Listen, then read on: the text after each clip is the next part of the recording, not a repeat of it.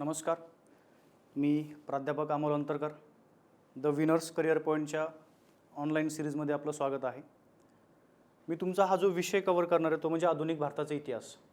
गेल्या 5 वर्षापासून वेगवेगळ्या ठिकाणी औरंगाबाद असेल, पुणे असेल, या ठिकाणी हा विषय आधुनिक भारताचा इतिहास जो आहे त्या विषयाबद्दल मी अध्यापन करतोय. तर इथं द विनर्स करिअर पॉईंटच्या माध्यमातून आज पुन्हा तुमच्या भेटीला येतोय. आपण जो विषय स्टार्ट करतोय तो म्हणजे आधुनिक भारताचा इतिहास. बघा मित्रांनो, एक पहिला मुद्दा हा लक्षात असू द्या की विविध स्पर्धा परीक्षा असतील, मग त्यामध्ये तुमची पोलीस भरती असेल, अजून बाकीच्या सरळ सेवा असतील, ग्रामसेवक, तलाठी, शिक्षक भरती असेल, या प्रत्येक स्पर्धा परीक्षेमध्ये हा विषय आपल्याला असतो म्हणजे असतो.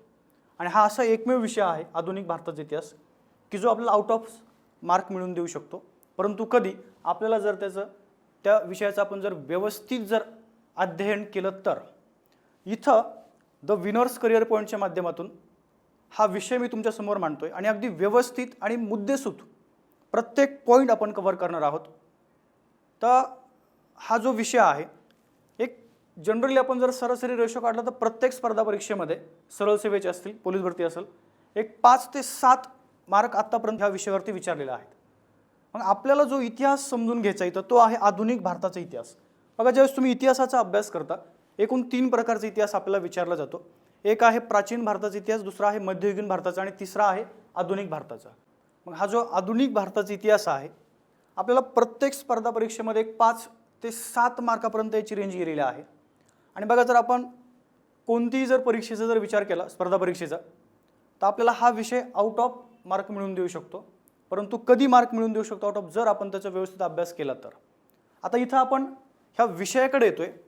पहिली गोष्ट, आपल्याला इतिहास म्हणजे काय ते माहिती असणं गरजेचं आहे.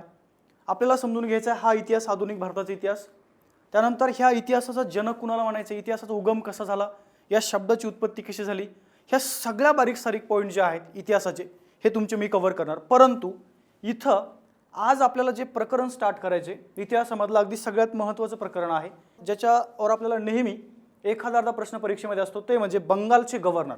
आता ही बंगालचे गव्हर्नर जे आहेत हे नेमकी सिस्टम कशी आहे ती आपण पहिल्यांदा पाहूया. परंतु त्यापेक्षा त्याही अगोदर एक महत्त्वाचा मुद्दा आपण समजून घेऊ इथं, की ही जी ब्रिटिश ईस्ट इंडिया कंपनी आहे, जिला आपल्याला म्हणायची EIC, ईस्ट इंडिया कंपनी. आता ह्या EICची स्थापना कशी झाली, कशा पद्धतीनं झाली, हा एक महत्त्वाचा पॉईंट आहे. तर इथं एक बारीक पॉईंट तुमचा आणि पहिली संकल्पना इतिहासातली मी तुमची क्लिअर करतोय. आपल्याला एक वर्ष माहीत असणं गरजेचं आहे मित्रांनो, ते म्हणजे 1599. 1599ला एक ब्रिटिश व्यापारी आहे ज्याचं नाव तुम्ही नेहमी लक्षात ठेवत चला, जॉन मिल्डन हॉल. हे नावं लक्षात असू द्या. 1599ला एक ब्रिटिश व्यापारी जॉन मिल्डन हॉल भारतामध्ये आल्यानंतर त्यांनी भरपूर सारा व्यापार केला, म्हणजे इथून माल खरेदी केला आणि तिकडे ब्रिटनला गेला. तो गेल्यानंतर 1599लाच गेला. 1599ला तो रिटर्न तिथं गेल्यानंतर त्यांनी असं ठरवलं की आपल्याला भारतासोबत भरपूर सारा व्यापार करायचा आणि एक कंपनी त्यासाठी आपल्याला स्थापन करावं लागणार. मग ही कंपनीची स्थापना करण्यासाठी, ह्या संपूर्ण मुद्द्याचा अभ्यास करण्यासाठी त्यांनी एक समिती नेमली. ती समिती आहे लॉर्ड मेमर समिती. हे नावं लक्षात असू द्या. जॉन मिल्डन हॉल 1599ला भारतामध्ये आला, रिटर्न युरोपला गेला आणि भारतासोबत व्यापार करण्यासाठी, ह्या संपूर्ण मुद्द्याचा अभ्यास करण्यासाठी त्यांनी एक समिती स्थापन केली आणि त्या समितीचा अध्यक्ष बनवलं कोणाला, लॉर्ड मेमरला. मग ह्या लॉर्ड मेमर समितीच्या शिफारशीनुसार ब्रिटनमध्ये एक कंपनी स्थापन करण्यात आली 1599लाच. ती आहे इंग्लिश ईस्ट इंडिया कंपनी. काय सांगतो लक्ष द्या, 1599ला कोणती company, English East India company. मग ह्या कंपनीच्या मार्फत हा लॉर्ड मेमर आणि त्याची ती समिती, ही लॉर्ड मेमरची समिती होती एकूण 24 सदस्यांची. मग ही लॉर्ड मेमर आणि ती संपूर्ण समिती, त्या कंपनीची, इंग्लिश ईस्ट इंडिया कंपनीची समिती, ब्रिटनची महाराणी आहे एलिझाबेथ, ओके, हिच्या भेटीसाठी गेली. आणि ह्या एलिझाबेथ राणीने ह्या इंग्लिश ईस्ट इंडिया कंपनीला 31 डिसेंबर, ही डेट्स पण लक्षात असू द्या, 31 डिसेंबर 1600, ओके, 31 डिसेंबर 1600ला इंग्लिश ईस्ट इंडिया कंपनीला भारतासोबत व्यापार करण्याची परवानगी दिली. म्हणजेच आता ही कंपनी स्थापन झाली ब्रिटिश ईस्ट इंडिया कंपनी. आता इंग्लिश हे नाव बाजूला गेलं, आता नाव आलं ब्रिटिश. ओके, आता ही ब्रिटिश ईस्ट इंडिया जी कंपनी आहे, ज्यावेळेस हिची स्थापना झाली 31 डिसेंबर 1600ला, म्हणजे त्या राणीनं परवानगी दिली म्हणजेच कंपनीची स्थापना झाली 31 डिसेंबर 1600ला. आता जशी ही कंपनी स्थापन झाली तर ह्या कंपनीची जी प्रशासकीय रचना आहे, म्हणजे ईस्ट इंडिया कंपनीची प्रशासकीय रचना ही आपल्याला समजून घ्यायची आहे. दोन प्रकारची, एक इंग्लंडमधली, दुसरी भारतामधली. आता ही रचना कशी होती ते आपण एकदा व्यवस्थित समजून घेऊया. ही रचना आपल्याला नेहमी परीक्षेमध्ये विचारलं जाईल.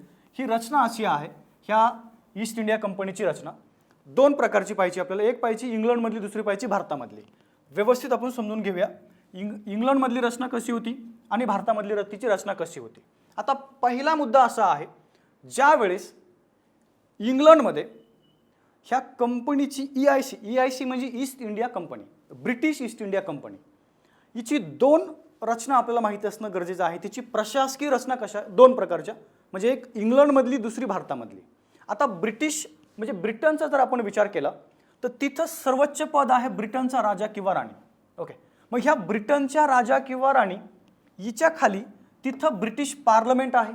ब्रिटिश पार्लमेंटच्या खाली इथं नियामक मंडळ आहे ब्रिटनमधले. ओके, नियामक मंडळाच्या खाली ही जी ईस्ट इंडिया कंपनी आहे तिचं संचालक मंडळ, आणि हे संचालक मंडळ होतं 24 जणांचं. आता काय सांगतो लक्ष द्या, मुद्दा व्यवस्थित समजून घ्या. 1599ला जॉन मिल्डन हॉल, एक ब्रिटिश व्यापारी भारतामध्ये आलाय, रिटर्न इंग्लंडला गेला. इंग्लंडला गेल्यानंतर या जॉन मिल्डन हॉलनी 1599 मध्ये इंग्लिश ईस्ट इंडिया कंपनीची स्थापना केली. आणि ह्या कंपनीची स्थापना केल्यानंतर काय सांगतो लक्ष द्या, ही सगळं जे संचालक मंडळ आहे, आता ही इंग्लिश ईस्ट इंडिया कंपनीची स्थापना त्यांनी कोणत्या समितीच्या शिफारशीनुसार केली हा पण लक्षात असू द्या, लॉर्ड मेमर समिती. मग ही लॉर्ड मेमर आणि ही सगळी इंग्लिश ईस्ट इंडिया कंपनी ही राणी एलिझाबेथकडे गेले, आणि राणी एलिझाबेथने ह्या इंग्लिश ईस्ट इंडिया कंपनीला 31 डिसेंबर 1600ला भारतासोबत व्यापार करण्याची परवानगी दिली, म्हणजे सनद दिली. आपल्याला परीक्षेमध्ये नेहमी असं विचारलं जातं की ब्रिटनची जी राणी आहे एलिझाबेथ पहिली, हिने या कंपनीला भारतासोबत व्यापार करण्याची परवानगी कधी दिली, तर कधी दिली आहे 31 डिसेंबर 1600ला. मग ज्यावेळेस ही परवानगी तिला भेटली त्या इंग्लिश ईस्ट इंडिया कंपनीला, त्यावेळेस तिच्या नावामध्ये चेंज झाला. इंग्लिशच्या ठिकाणी नाव काय आलं, ब्रिटन. ओके, म्हणजे इंग्लिश ईस्ट इंडिया कंपनी आता काय झाली, ब्रिटिश ईस्ट इंडिया कंपनी झाली. दोन रचना, एक ब्रिटनमधली, दुसरी भारतामधली. पहिली आपण पाहतोय ब्रिटनमधली रचना. मग सुरुवातीला तिथं ब्रिटनचा राजा किंवा राणी, त्याच्या अंडर त्याच्या खाली ब्रिटिश पार्लमेंट आहे. ब्रिटिश पार्लमेंटच्या खाली नियामक मंडळ आहे. नियामक मंडळ म्हणजे हा मुद्दा क्लिअर करा, जसं आपल्या भारतामध्ये वेगवेगळे डिपार्टमेंट आहेत, बरोबर, शिक्षण विभाग आहे, पोलीस विभाग आहे. ओके, तसं तिथं वेगवेगळे हे मंडळ आहेत. ह्या नियामक मंडळाच्या खाली ह्या आपल्या ब्रिटिश ईस्ट इंडिया कंपनीचं संचालक मंडळ आहे. EIC म्हणजे ईस्ट इंडिया कंपनी. आता ब्रिटिश हे नाव मी प्रत्येक वेळेस घेणार नाही आहे. ओके, फक्त याच्यानंतर मी कंपनी असं म्हणेल. कंपनी म्हणजे तुम्ही समजून घ्यायचं कोणती कंपनी, आपली ब्रिटिश ईस्ट इंडिया कंपनी. मग हे संचालक मंडळ किती जणांचं आहे, 24 जणांचं. आता काय सांगतो लक्ष द्या, मग ह्या संचालक मंडळाच्या खाली मुद्दा समजून घ्या. संचालक मंडळाच्या खाली ब्रिटनमध्ये 3 बोर्ड होते. किती बोर्ड, 3. त्यापैकी पहिला आहे बोर्ड ऑफ डायरेक्टर, दुसरा आहे बोर्ड ऑफ प्रोप्रायटर, आणि तिसरा आहे बोर्ड ऑफ कंट्रोलर. आता सुरुवातीला हे बोर्ड ऑफ कंट्रोलर जे आहे ते थोडं बाजूला ठेवा. आत्ता इथं विचार करा बोर्ड ऑफ डायरेक्टर्सचा आणि बोर्ड ऑफ प्रोप्रायटरचा, कारण की सुरुवातीला फक्त हे दोनच बोर्ड होते. 1784ला आपण एक कायदा केला होता, पिट्स इंडिया ॲक्ट. ओके, 1784चा. आणि या 1784च्या कायद्याने तिसरं बोर्ड तयार केलं गेलं, हे बोर्ड ऑफ कंट्रोलर. पण आत्ता आपल्याला याचा विचार करायचा नाही आहे. आत्ता आपल्याला विचार करायचा कशाचा, या 2 बोर्डचा, म्हणजे board of directors, board of proprietors. त्याच्या पुढचा मुद्दा अजून, आता हे 2 बोर्ड नेमकं काय काम करायचे ब्रिटनमध्ये. आता समजून घ्या, आपण आपलं जे प्रकरण आहे ते आहे बंगालचे गव्हर्नर. ओके, आता इथं मग भारतातलं जे प्रशासन आहे किंवा हे 2 जे बोर्ड आहेत, board of directors, board of proprietors, हे प्रोप्रायटर्समध्ये कोण होते, डायरेक्टर्समध्ये कोण होते, यांचं काम काय, आता ही कंपनी जी आहे ही एकूण 24 जणांची कंपनी. किती जणांची, 24 जण. मग 24 जण हे झाले कंपनीचे मालक. मग हे सगळे मालक कुठं असणार, या बोर्ड ऑफ प्रोप्रायटर्समध्ये. आणि ह्या कंपनीचे जेवढा काही कर्मचारी वर्ग आहे हा सगळा कर्मचारी वर्ग कुठं असणार, बोर्ड ऑफ डायरेक्टर्समध्ये. मग ह्या कंपनीचा जो कर्मचारी वर्ग होता, मग सुरुवातीला आपण जर विचार केला तर या कंपनीमध्ये रायटर्स नावाचं एक पद आहे. या रायटर्स नंतर इथं फॅक्टर नावाचं एक पद आहे. Okay, factor. या फॅक्टरच्या खाली ज्युनियर मर्चंट असं एक नावाचं पद आहे, ज्युनियर मर्चंट. याच्या खाली अजून एक सिनियर मर्चंट नावाचं पद आहे. आता काय सांगतो लक्ष द्या. मग हे सगळे हे जे कर्मचारी आहेत, हे कर्मचारी कुठं असणार? बोर्ड ऑफ डायरेक्टर्समध्ये. कंपनीचे मालक कुठं असणार? बोर्ड ऑफ प्रोप्रायटर्समध्ये. हे दोन बोर्ड आता आपल्याला इथं माहिती असणं गरजेचं आहे. म्हणजे ह्या कंपनीची ब्रिटनमधली रचना जी आहे ही अशा पद्धतीची रचना ही ब्रिटनमध्ये होती. आता आपल्याला पाहिजे ह्या कंपनीची भारतामधील रचना कशी आहे ते आपण थोडक्यात समजून घेऊया. ओके, आता ह्या कंपनीची भारतामधील रचना आपण पाहतोय, परंतु ही रचना समजून घेत असताना अजून एक मुद्दा. आता इथं आपण येतो या भारतामध्ये. आता याच्या अगोदर पाहिलं आपण त्या ब्रिटनमधली रचना. आता भारतामध्ये ह्या कंपनीचा प्रमुख जो असेल किंवा संपूर्ण भारत जो आहे, सुरुवातीला त्यांनी 3 प्रेसिडेन्सीमध्ये विभागला होता.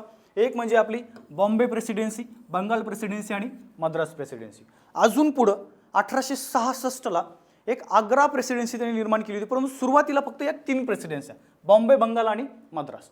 सगळ्यात महत्त्वाची प्रेसिडेन्सी कोणती होती? बंगाल. ओके, आता जे बोर्ड ऑफ डायरेक्टर्स आहे इंग्लंडमधलं, त्या बोर्ड ऑफ डायरेक्टर्स मार्फत ह्या प्रेसिडेन्सीचं प्रशासन चालवण्यासाठी एका व्यक्तीला पाठवलं जायचं आणि त्या व्यक्तीला म्हणायचे गव्हर्नर. काय म्हणायचे त्याला? गव्हर्नर. काय सांगतो लक्ष द्या. ब्रिटनमधून जे 2 बोर्ड होते कंपनीचे, board of director, board of proprietor. Okay, मग बोर्ड ऑफ डायरेक्टर्स मार्फत भारतातलं प्रशासन पाहण्यासाठी एका व्यक्तीला पाठवलं जायचं आणि त्या व्यक्तीला काय म्हणायचे? गव्हर्नर. मग बॉम्बेसाठी वेगळं असणार, बंगालसाठी वेगळं असणार, मद्रास प्रांतासाठी वेगळं असणार. तो अजून तिकडे आग्रा एक प्रांत आहे, त्या प्रत्येक प्रांतासाठी वेगळा गव्हर्नर असणार. मग ह्या गव्हर्नरला मदत करण्यासाठी ओके अजून काही लेफ्टनंट गव्हर्नर असणार. ओके, ह्या लेफ्टनंट गव्हर्नरच्या खाली अजून एक भरपूर सारी रचना आहे, ती पण रचना आपण समजून घेऊया. मग इथं आता हे लेफ्टनंट गव्हर्नर आहेत, त्यानंतर खाली प्रांत आहे, प्रांताच्या खाली आपण जर पाहिलं तर जिल्हे आहेत. मग जिल्ह्याची रचना आपण ज्यावेळेस पाहतो या कंपनीची, आता यांनी प्रत्येक जिल्हा सुरुवातीला या 4 विभागामध्ये विभागला होता. त्यापैकी पहिला विभाग तुमचा हा दिवाणी विभाग आहे, सेकंड निजामतीचा न्याय विभाग आणि चौथा कोणता आहे? लष्कर. आता दिवाणी विभाग कशाला म्हणायचं, निजामती विभाग कशाला म्हणायचं? बघ, पहिला मुद्दा समजून घ्या. दिवाणी म्हणजे नेमकं काय? दिवाणी म्हणजे सरळ तुम्हाला इथं मी 2च वाक्य सांगतो. दिवाणी म्हणजे महसूल विभाग. कोणता विभाग? महसूल. ओके, आणि इथं एकच शब्द लक्षात ठेवा, तो म्हणजे कोणता? महसूल. दिवाणी म्हणजे कोणता विभाग? महसूल. आणि हा निजामती विभाग जो आहे, या निजामतीला म्हणायचे फौजदारी विभाग. कोणता? फौजदारी. ओके, मग इथं सुरुवातीला ज्यावेळेस त्यांनी प्रत्येक जिल्ह्यामध्ये हे 4 विभाग निर्माण केले, दिवाणी, निजामत, न्याय विभाग आणि लष्कर विभाग. मग दिवाणी विभागाचा प्रमुख कोण असणार? कलेक्टर. या कलेक्टरला मदत करण्यासाठी खाली मामलेदार होते, त्याच्या खाली आमलेदार होते आणि या आमलेदारच्या खाली पण कोण होतं? कोतवाल. जर आपण आत्ता सध्याला जर पाहिलं इथं, तर कलेक्टरला त्या काळी म्हणलं जायचं दिवाण. ओके, त्यानंतर इथं कलेक्टरच्या खाली मामलेदार आहे. म्हणजे आत्ताचे आपण जर इथं जर म्हणजे थोडं लॉजिक जर लावलं तर आत्ताचे हे झाले तहसीलदार, बरोबर आहे की नाही? त्याला खाली आमलेदार आहे, त्याच्या खाली कोतवाल आहे. ओके, मग हे जे कलेक्टर जे पद आहे, आता इथं पद कधी निर्माण झाली हे पण आपल्याला सांगता येणं गरजेचं आहे. मग कलेक्टर पदाची निर्मिती झालेली 1772ला आणि ती केलेली वॉरन हेस्टिंग याने. ओके, त्यानंतर हे जे पोलीस अधीक्षक पद आहे, या पदाची निर्मिती झालेली आहे 1792ला आणि ती केलेली आहे लॉर्ड कॉर्नवॉलिस याने. त्यानंतर हे जिल्हा न्यायाधीशचे पद आहे, या पदाची निर्मिती सुद्धा कोणी केलेली आहे? Lord Cornwallis. हे नावं लक्षात ठेवत चला. पोलीस अधीक्षक, त्यानंतर जिल्हा न्यायाधीश, हे दोन्ही पद लॉर्ड कॉर्नवॉलिसने तयार केलेत. त्यानंतर कलेक्टर हे जे पद आहे ते निर्माण केले वॉरन हेस्टिंग याने. अशा पद्धतीनं ही कंपनी जी आहे, ह्या कंपनीचं प्रशासन चालवलं जायचं भारतामधलं आणि तिकडं ब्रिटनमधलं. आता इथं आपला जो मुद्दा आहे की बोर्ड ऑफ डायरेक्टर्स मार्फत भारतामध्ये ज्या व्यक्तीला पाठवलं जायचं तो व्यक्ती कोण असणार? गव्हर्नर त्याला म्हटलं जायचं. मग हे जे गव्हर्नर आहेत, या गव्हर्नरच्या नावामध्ये वेळोवेळी बदल होत गेले. सुरुवातीला बंगालचा गव्हर्नर आहे, नंतर बंगालचा गव्हर्नर जनरल झाला, नंतर भारताचा गव्हर्नर जनरल झाला, नंतर भारताचा व्हॉइसरॉय झाला, नंतर स्वतंत्र भारताचा गव्हर्नर जनरल झाला, नंतर इथं भारताचे राष्ट्रपती. म्हणजे ही जी आपण वंशावळ जर पाहिली, वंशावळ आपण त्याला म्हणूया, हा सिक्वेन्स जर पाहिला तर डायरेक्ट भारताच्या राष्ट्रपतीपर्यंत येतोय. तर हा कसा येतोय ते पण आपण समजून घेऊया. मग इथं आपण जर विचार केला तर गव्हर्नरच्या नावामध्ये काय कसे बदल झाले. सुरुवातीला कोण आहे? बंगालचा गव्हर्नर, नंतर बंगालचा गव्हर्नर जनरल, नंतर आहे भारताचा गव्हर्नर जनरल, भारताच्या गव्हर्नर जनरल नंतर इथं आहे भारताचा व्हॉइसरॉय, स्वतंत्र भारताचा गव्हर्नर जनरल आणि शेवटी कोण सांगितलंय मी इथं भारताचे राष्ट्रपती. आता इथं मुद्दा असा येतोय की सुरुवातीला बंगालचा गव्हर्नर आहे, नंतर बंगालचा गव्हर्नर जनरल कसं काय झाला, त्यासाठी एक कायदा केला गेला. ओके, मग 1773च्या कायद्याने बंगालचा गव्हर्नर कोण झालाय, बंगालचा गव्हर्नर जनरल झालाय. नंतर पुन्हा आपण एक कायदा केला 1833चा. 1833च्या कायद्याने बंगालचा गव्हर्नर जनरल कोण झालाय, भारताचा गव्हर्नर जनरल. नंतर पुन्हा आपण एक कायदा केला 1858चा कायदा. ह्या 1858च्या कायद्याने भारताचा गव्हर्नर जनरल कोण झालाय, भारताचा व्हॉइसरॉय. त्यानंतर आपण 1947 18 जुलै 1947 आपला स्वातंत्र्याचा कायदा, तो कायदा केला आणि ह्या कायद्यानुसार भारताचा व्हॉइसरॉय आता कोण झालाय, स्वतंत्र भारताचा गव्हर्नर जनरल. आता आपल्याला परीक्षेमध्ये हे कायदे विचारले जात आहे, कोणत्या कायद्याने नावामध्ये कसा बदल झाला. म्हणजे तुम्हाला असा जर प्रश्न आला की बंगालचा गव्हर्नर खालीलपैकी कोणत्या कायद्याने बंगालचा गव्हर्नर जनरल झाला, तर आपल्याला सांगता आलं पाहिजे कोणत्या कायद्याने, 1773च्या रेग्युलेटिंग ॲक्टने. मग आपल्याला परीक्षेमध्ये काय विचारलं जात आहे, तो आपल्याला परीक्षाभिमुख आपल्याला हे सगळं चालायचे. मग परीक्षेमध्ये आपल्याला काय विचारलं जाईल, तर इथं आपल्याला परीक्षेमध्ये असं विचारलं जाईल की कोणत्या कायद्याने बंगालचा गव्हर्नर हा बंगालचा गव्हर्नर जनरल झाला, तर कोणत्या कायद्याने मित्रांनो, 1773च्या कायद्याने. बघा तुम्हाला प्रश्न कसे विचारले जातील, बंगालचा गव्हर्नर, मग आपल्याला बंगालचा पहिला गव्हर्नर माहीत असणं गरजेचं आहे आणि बंगालचा शेवटचा गव्हर्नर. मग बंगालचा पहिला गव्हर्नर आहे रॉबर्ट क्लाइव्ह आणि शेवटचा कोण आहे, वॉरन हेस्टिंग. अजून एक महत्त्वाचा मुद्दा इथं, जर तुम्ही हे बारकाईनं जर समजून घेतलं, अगदी सोपं आहे, खूप सोपं आहे. मग इथं मला सांगा बंगालचा शेवटचा गव्हर्नर कोण आहे, वॉरन हेस्टिंग, बरोबर आहे की नाही. मग वॉरन हेस्टिंग कधी बंगालचा गव्हर्नर होता, 1773मध्ये. कायदा कधी केलाय, 1773मध्ये. कोणत्या कायद्याने बंगालचा गव्हर्नर हा बंगालचा गव्हर्नर जनरल झालाय, 1773च्या कायद्याने. कायदा जर याच्या काळामध्ये केलाय, तर नंतर या कंपनीने यालाच, ह्या वॉरन हेस्टिंगलाच पुढं कंटिन्यू केलंय. मग बंगालचा गव्हर्नर पुढं कंटिन्यू झाला बंगालचा गव्हर्नर जनरल.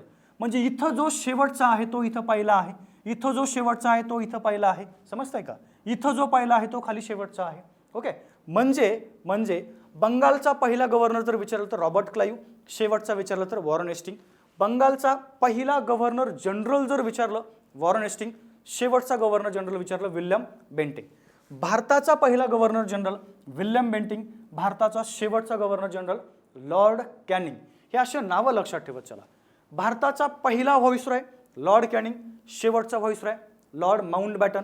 त्यानंतर स्वतंत्र भारताचा पहिला गव्हर्नर जनरल लॉर्ड माउंटबॅटन, स्वतंत्र भारताचा शेवटचा गव्हर्नर जनरल सी राजगोपालचारी. थोडं थांबतो इथं मी, इथं हा पॉईंट तुमच्यासाठी खूप महत्त्वाचा आहे, अगदी इम्पॉर्टंट करून ठेवतोय का. सी राजगोपालचारी हे भारतीय आहेत. मग इथं तुम्हाला 3 प्रकारचे प्रश्न विचारले जातील.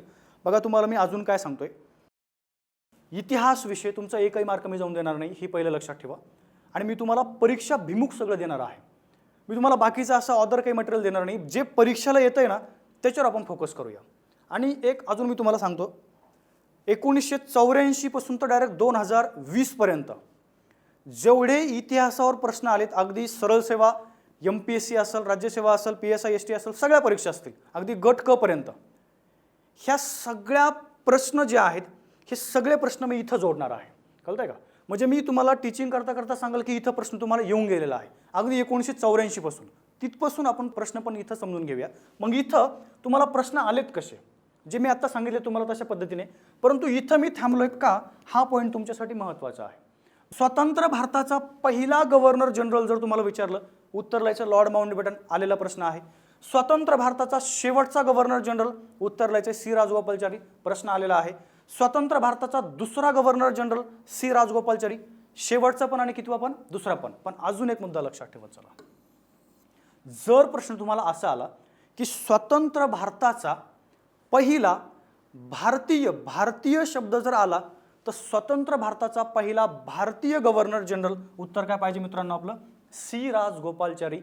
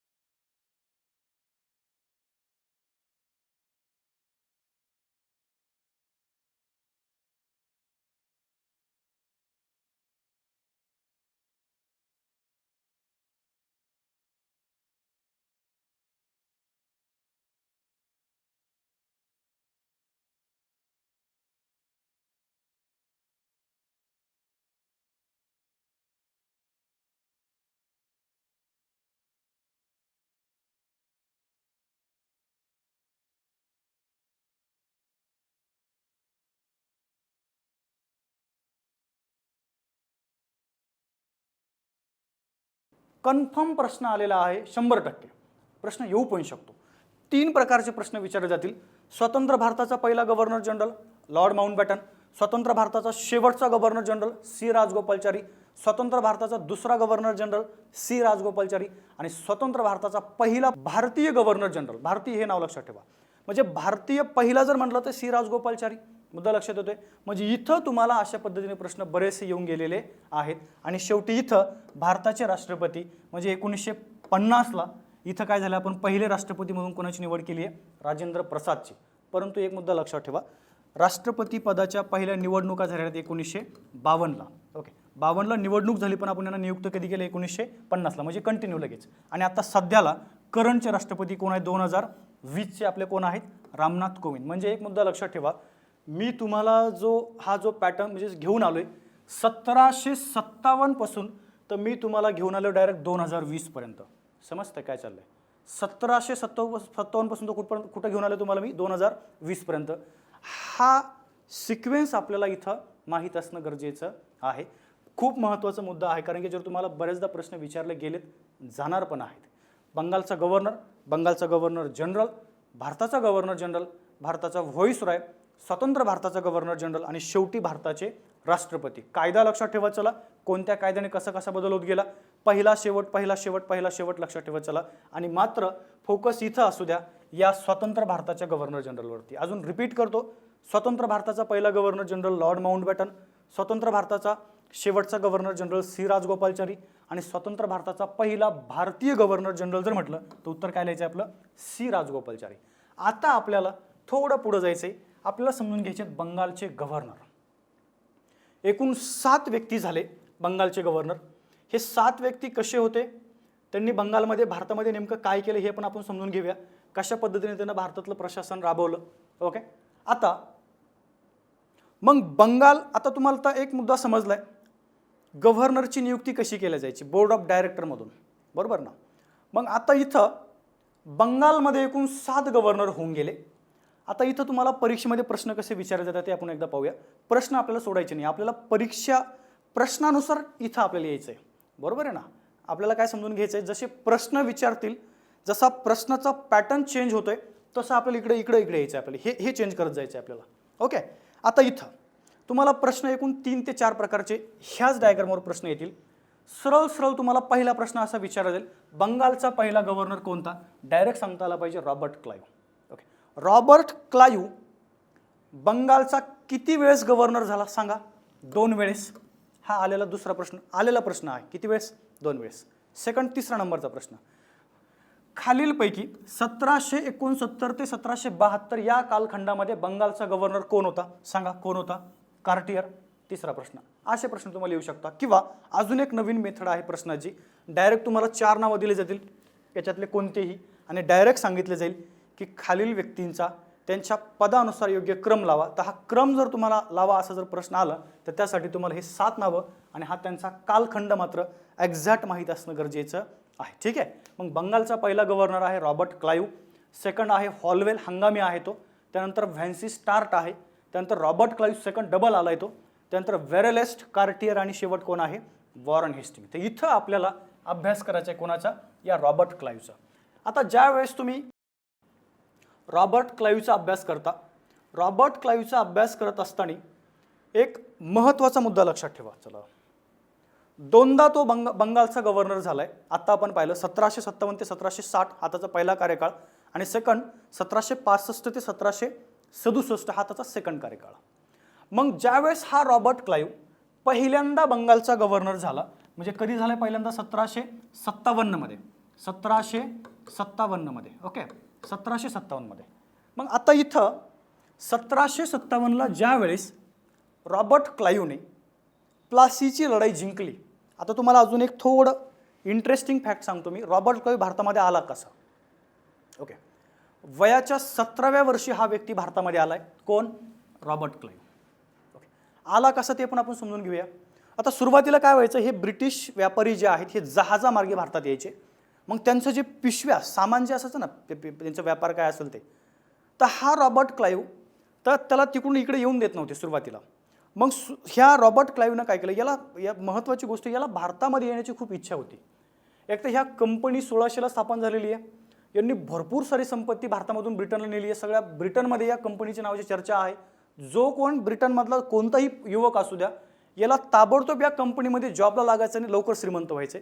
मग ह्या ईर्ष्येने हा रॉबर्ट क्लाइव्ह भारतामध्ये येण्याचा प्रयत्न करतो, परंतु त्याला कोणी येऊन देत नाही आहे. मग एक जहाज असंच इंग्लंडमधून भारतामध्ये यायला निघालं आणि या जहाजामध्ये कोणाला न सांगता हा चोरून त्या जहाजामध्ये लपला आणि लपल्यानंतर एक व्यापाऱ्यासोबत त्याचे संबंध जुळले तिथं आणि व्यापाऱ्याला सांगितले की मला भारतामध्ये येऊन दे, तुझ्या पिशव्या घेऊन मी भारतामध्ये येतो. अशा पद्धतीनं हा रॉबर्ट क्लाइव्ह भारतामध्ये आला. आल्यानंतर कंपनीमध्ये जॉईन झाला आणि कंपनीमध्ये जॉईन झाल्यानंतर या रॉबर्ट क्लाइव्हला मद्रास हा जो प्रांत आहे, मद्रास प्रांत, त्या प्रांतामध्ये त्याला जॉबला, तिथं कंपनीत तो जॉबला लागला. आता इथं पण याची कामगिरी नेमकी कशी आहे, सुरुवातीची कामगिरी, ज्यावेळेस आपण कर्नाटक युद्ध पाहतो, कर्नाटक युद्ध, आणि ज्यावेळेस आपण दुसऱ्या कर्नाटक युद्धाचा अभ्यास करतो, दुसरं कर्नाटक युद्ध, ह्या दुसऱ्या कर्नाटक युद्धामध्ये बघा डुप्ले हा फ्रेंच गव्हर्नर आहे, ओके, आणि हा रॉबर्ट क्लाइव्ह हा ब्रिटिश आहे. आता इथं अशा काही घटना झाल्या की ब्रिटिशांच्या हातातून भारतातील सत्ता चालली आहे. कुणाच्या हातामध्ये? फ्रेंचांच्या हातामध्ये. काय सांगतो लक्षात. परंतु अशा क्रिटिकल परिस्थितीमध्ये हा रॉबर्ट क्लाइव्ह आला आणि त्यांनी युद्धाचं पारडं त्यांच्या बाजूनं घेतलं. म्हणजे जी सत्ता फ्रेंचांकडे चालली आहे भारतातली ती त्यांनी स्वतःकडे घेतली. म्हणजे ती सत्ता, हे युद्धाचं पारडं त्यांनी स्वतःकडे घेतलं. म्हणजेच भारतातील सत्ता फ्रेंचांकडून त्यांनी कोणाकडे घेतली? आपल्या ब्रिटिशांकडे घेतली. म्हणून इथं ह्या रॉबर्ट क्लाइव्हला ह्या ब्रिटिशांनी काय केलं? बंगाल प्रांताचा पहिला गव्हर्नर नेमलं अगदी 1757ला. आता काय सांगतो समजून घ्या. मग 1757ला त्यांनी सिराज उद्दौला जो बंगालचा नवाब आहे त्याच्यासोबत एक लढाई केली, जिला म्हणायचे प्लासीची लढाई. आणि ही प्लासीची लढाई झालेली आहे 23 जून 1757ला. मग प्लासीची लढाई जिंकल्यानंतर ह्या रॉबर्ट क्लाइव्हला, बघा तुम्हाला अजून एक मुद्दा सांगतो, भारतातील ब्रिटिश सत्तेचा जनक जर कुणाला म्हणायचं असेल तर कुणाला म्हणावं लागतं आपल्याला? या रॉबर्ट क्लाइव्हला. का? प्लासीचं युद्ध जिंकलंय आणि प्लासीचं युद्ध जिंकल्यामुळं भारतात किंवा बंगालमध्ये ब्रिटिश सत्तेचा पाया रोवलाय. कोणत्या युद्धाने? प्लासीच्या युद्धाने. बघा आपल्याला परीक्षेमध्ये कधी कधी असा पण प्रश्न विचारला जातो की खालीलपैकी कोणत्या युद्धाने बंगालमध्ये ब्रिटिश सत्तेचा पाया रोवला गेला? तर कोणत्या युद्धाने? प्लासीच्या युद्धाने. ओके, हा झाला पहिला पॉईंट. मग आता 1765ला ज्यावेळेस रॉबर्ट क्लाइव्हला दुसऱ्यांदा बंगालचा गव्हर्नर नेमलं, तर दुसऱ्यांदा त्यांनी भारतामध्ये किंवा बंगालमध्ये, बंगालमध्येच म्हणा, भारतामध्ये म्हणू नका त्याला, बंगालमध्ये एक नवीन पद्धत लागू केली, ती म्हणजे दुहेरी शासन पद्धती. आता अजून एक मुद्दा सांगतो, खूप बारीक बारीक तुमचे पॉईंट मी कव्हर करतोय. दुहेरी शासन पद्धती कशी आहे समजून घेण्याच्या अगोदर थोडं पाठीमागे जाऊ आपण. 1764मध्ये. आता 1764मध्ये बंगालचा गव्हर्नर कोण आहे? व्हॅन्सिस्टार्ट. ह्या व्हॅन्सिस्टार्टच्या काळामध्ये एक लढाई झाली, बक्सारची लढाई. आणि या बक्सारची लढाई, आता बक्सारची लढाई कोणाकोणामध्ये झाली ते पण आपल्याला माहिती असणं गरजेचं आहे. बक्सारची लढाई हे ब्रिटिश, ओके, त्यानंतर तो बंगालचा जे नवाब आहेत मीर कासिम असल, सुजा उद्दौला तिकडे अवधचा आहे तो, ओके, आणि खुद्द मुघल बादशाह शाह आलम सेकंड, हे यांच्यामध्ये ही बक्सारची लढाई झाली. आणि या बक्सारच्या लढाईमध्ये निर्णायक जो पराभव झाला तो या भारतीय लोकांचा झाला आहे आणि विजयी झालेत हे ब्रिटिश, म्हणजे हा व्हॅन्सिस्टार्ट म्हणजे हेक्टर मनरो, ते आपण नंतर बघूया. आता इथं मग बंगाल प्रांत त्यांच्या ताब्यामध्ये आला. बघा हे दोन लढाई आपल्यासाठी महत्त्वाच्या आहेत. आपण त्या लढ्याबद्दल सेकंड लेक्चरमध्ये सविस्तर तुम्हाला मी सांगणार आहे. ह्या लढाई कशा झाल्या, कशा पद्धतीनं झाल्या. प्लासीच्या लढाईने भारतामध्ये ब्रिटिश सत्तेचा पाया रोवला गेला आणि बक्सारच्या लढाईने भारतामध्ये ब्रिटिश सत्तेचा पाया अगदी मजबूत केला. हे दोन पॉईंट लक्षात असू द्या. मग बक्सारची लढाई जिंकल्यानंतर ह्या ब्रिटिशांनी किंवा त्या व्हॅन्सिस्टार्टनी एक तह केला, 1765चा तह म्हणायचा त्याला, 1765. तो तह आहे अलाहाबादचा तह. कोणता? अलाहाबाद. आता या अलाहाबादच्या तहाने बंगालमध्ये यांना दोन अधिकार मिळाले. एक म्हणजे दिवाणीचा अधिकार आणि दुसरा म्हणजे कोणता? निजामतीचा अधिकार. मग लगेच 1765ला रॉबर्ट क्लाइव्हला भारतामध्ये बोलून घेतलं गेलं सेकंड टाइमला. आणि हे दोन अधिकार, दिवाणीचा आणि दुसरा कोणता? निजामतीचा अधिकार, रॉबर्ट क्लाइव्हने बंगालमध्ये ज्या पद्धतीनं राबवले त्याला म्हणायचे दुहेरी शासन पद्धती. काय म्हणायचं त्याला? दुहेरी शासन पद्धती. मुद्दा लक्षात घ्या.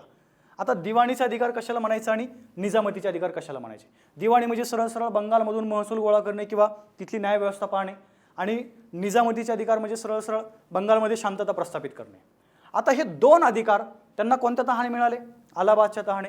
आता बंगालमधून दिवाणी म्हणजे महसूल गोळा करण्याचे अधिकार त्यांना मिळाले खुद्द मुघल बादशाहकडनं, आणि बंगालमध्ये शांतता प्रस्थापित करण्याचे अधिकार त्यांना मिळाले कोणाकडनं? बंगालच्या नवाबाकडनं, निजाम उद्दौला. नावं लक्षात ठेवत चला. आता बरं एक महत्त्वाची गोष्ट आहे, ज्यावेळेस हे दोन्ही अधिकार त्यांना मिळाले, दिवाणी आणि निजामती, त्यावेळेस ह्या कंपनीकडं सैन्य कमी आहे, मनुष्यबळ कमी आहे. मग रॉबर्ट क्लाईव्हने इथं अशी एक क्लुप्ती लढवली, अशी एक योजना आखली. योजना अशी होती, आपल्याला बंगालमधून तो पैसा उकळायचा आहे, ओके, बंगाल प्रांतात आपल्या ताब्यातच ठेवायचं आहे, परंतु मनुष्यबळ कमी आहे. म्हणून या रॉबर्ट क्लाईव्हने काय केलं, ह्या नवाबाचेच काही अधिकारी घेतले स्वतःच्या ताब्यामध्ये, म्हणजे स्वतःच्या याच्यामध्ये घेतले, अंडरमध्ये, आणि त्यांच्या थ्रू त्यांनी कोणती पद्धत राबवली भारतामध्ये? दुहेरी शासन पद्धती. आता मुद्दा असा आहे, मग दुहेरी शासन पद्धतीमध्ये इथं जे अधिकार आहेत, कोणते अधिकार? बंगालमध्ये कर गोळा करण्याचे आणि न्याय व्यवस्था पाहण्याचे अधिकार, आणि इथं बंगालमध्ये शांतता प्रस्थापित करण्याचे अधिकार कोणाला मिळाले? ब्रिटिशांना. परंतु त्यांच्याकडे मनुष्यबळ आहे का? मनुष्यबळ आहे का? बिलकुल नाही. मग ह्याने काय केलं? रॉबर्ट क्लाईव्हने नवाबाचेच काही माणसं घेतले, ओके, आणि यांच्या थ्रू त्यांनी काय केलं? हे इथं राबवले. म्हणजेच काय सांगतो, लक्ष द्या, हे अधिकार त्याला मिळाले, परंतु रॉबर्ट क्लाईव्हने जबाबदारी उचलली नाहीये. ही जबाबदारी त्यांनी नवाबाच्या लोकांवर टाकली, म्हणजेच नवाबावर टाकली. म्हणजेच इथं जबाबदारी जी आहे बंगालमधून कर गोळा करण्याची किंवा न्याय व्यवस्था पाहण्याची जबाबदारी आहे, ती त्यांनी कोणावर टाकलेली आहे? नवाबावर. किंवा बंगालमध्ये शांतता प्रस्थापित करण्याची जबाबदारी कोणावर आहे? नवाबावर. म्हणजे एक गोष्ट लक्षात ठेवा, दुहेरी शासन पद्धतीने इकडं ब्रिटिशांना, ओके, ब्रिटिशांच्या म्हणजे दुहेरी शासन पद्धतीमध्ये बंगालमध्ये ब्रिटिशांच्या हातात अधिकार आहेत. अधिकार 100% आहेत. जबाबदारी आहे का? नाही. याला म्हणायचं दुहेरी शासन पद्धती. म्हणजेच तिथं ब्रिटिशांचं पण प्रशासन सुरू झालंय आणि कुणाचं झालंय? नवाबाचं. म्हणजे दोघा जणांचं शासन तिथं सुरू झालंय, म्हणून तिला आपण नाव काय दिले? दुहेरी शासन पद्धती. आता काय सांगतो, लक्ष द्या. मग परीक्षेमध्ये आपल्याला काय विचारलं जातंय? दुहेरी शासन पद्धती खालीलपैकी कुणी सुरू केली? चला सांगा, इथंच उत्तर आहे, रॉबर्ट क्लाईव्ह. दुहेरी शासन पद्धती रॉबर्ट क्लाईव्हने कोणत्या प्रांतामध्ये सुरू केली? डायरेक्ट सांगायचे, कोणत्या प्रांतामध्ये? बंगाल या प्रांतामध्ये. कोणत्या प्रांतामध्ये? बंगाल. दुहेरी शासन पद्धती कोणत्या वर्षी सुरू करण्यात आली? 1765 मध्ये. दुहेरी शासन पद्धतीमध्ये बंगालमधून महसूल गोळा करण्याचे अधिकार कोणाला मिळाले? अधिकार कोणाला मिळाले सांगा? ब्रिटिशांना. जबाबदारी कोणाकडे आहे? नवाबाची. ओके. मात्र ही पद्धती जी आहे ही खूप भ्रष्ट पद्धती होती, खूप करप्शन याच्यामध्ये झालं, म्हणून 1772 मध्ये ओके वॉरन हेस्टिंगने ही पद्धती बंद केलेली आहे. मग आपल्याला या दुहेरी शासन पद्धतीमध्ये दोन प्रश्न नेहमी विचारले जातील, कुणी सुरू केली, कुणी बंद केली? सुरू केली रॉबर्ट क्लाईव्हने आणि बंद कुणी केली? वॉरन हेस्टिंगने.